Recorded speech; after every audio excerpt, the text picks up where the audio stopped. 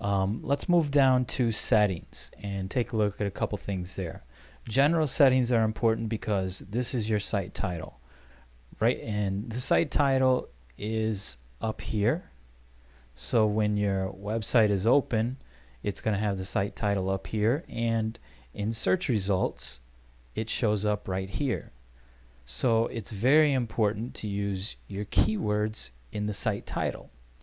So Open Cobra is not a very good keyword. Nobody's going to be searching for that unless they already know about this website, they read about it or whatever. So if I want to put keywords in here, I'm going to have to put in something like make money online. You know, a lot of people will just put one keyword in there for the title. I like to put a couple. I just put the hash mark and maybe how to make money on, gosh, I can't type, make money online, and then Open Cobra. So whichever one you're really, whatever keyword you're really trying for, I would put it first, put the next most important one, make money online, how to make money online, and then the name of the website, Open Cobra. Now you could set it up however you want. Some people, you know, don't even put the title of the website in there. It doesn't matter. You know, is you could put in there whatever you want. I would recommend putting in keywords because this is how search engines are going to identify your site. Now, depending on the theme you have, some websites have a tagline that goes below this. So if you want to put some extra text, if you can use some keywords or whatever it is, then go ahead and put your tagline on there too.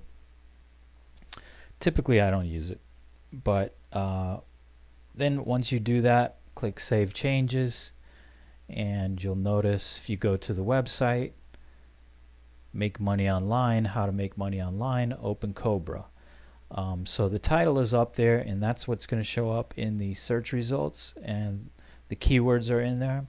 And if you notice, this is kind of jacked up because I did that, but we're not going to stick with this theme anyway, and so that's a different problem. We're not going to deal with that now. Okay, so site title is very important. Put your keywords there. Make sure you save the changes, and then we'll move down to writing. Under writing, the one thing you want to do is change the default post category. It's probably not going to make that much difference because you should be clicking on the categories every time anyways and not using uncategorized. So what we have here, the options for the default post category, is the only other category I just created, which is website development. So that's a better category than uncategorized, and once I set that up, then I can go back and delete uncategorized so it doesn't even exist. If you have links on the right column or in any kind of column, you can set up different links up here on links, but that's not really for SEO purposes right now. Remote publishing, I click both of these because sometimes it just helps you with these publishing protocols. Sometimes you need it for plugins or to do certain kind of posting from, you know, cell phones or email or anything like that. So I click both of these and make sure they're set up. Then under update services, these pings, it's basically called a ping, and what they do is notify different update services that your website has been updated, so they need to send a search robot, or they need to index this page, or whatever needs to happen. This just gives them notice. Now, by default, they have this one RPC pingomatic.com. However, long time ago, I got a list of about 60 different services that you can ping, including blog search, Google, and so the more the search engines or any kind of indexing updates your website, the better. So some people might think this is a little bit too spammy, but I've never had a problem with it, and I don't know anyone else that has a problem with it. I actually got this list from another guy that was doing it, and I've never been to any of these websites. I don't know exactly if they even still exist, but it's just a ping. So I take that list and I paste it in here, and I've got 60 pings going out every time that I make a post. So I save the changes. Those are saved, and that's it for writing and SEO. And let's move down to privacy. Obviously, this is very important, site visibility. Either you do want your website in search engines or you don't. And if you don't, then you're going to have a hell of a time trying to get it first ranking in any kind of search results. So just make sure that this is clicked. You would like your site to be visible by everyone. Save changes. And then let's go to permalinks.